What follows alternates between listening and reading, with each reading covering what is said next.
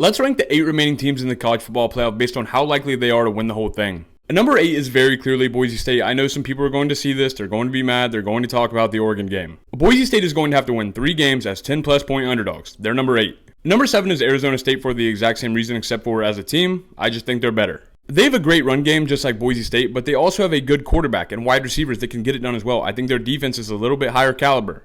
At number 6, I have Notre Dame. It's not the top of the bracket, but they're going to have a pretty tough 3-game stretch, and it's really hard to get through that with a quarterback who is pretty limited throwing the football. I know that I'm going to get comments about the run game and about the defense, and those are great, sure, but you're going to run into some defenses that are going to make you throw the football, and they really can't.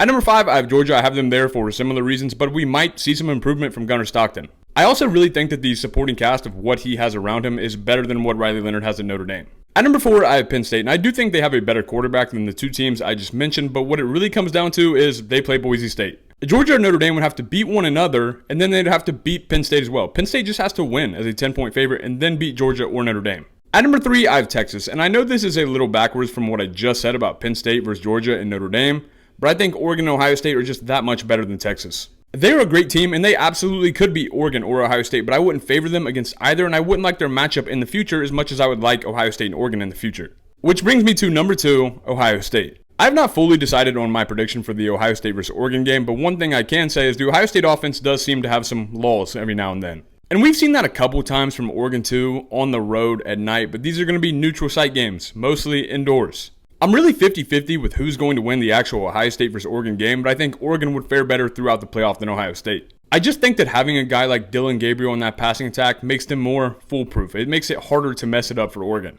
And because of that, obviously, Oregon is number 1. I think they're the most likely to win the national championship. Let me know what you think in the comments and follow me for more college football content.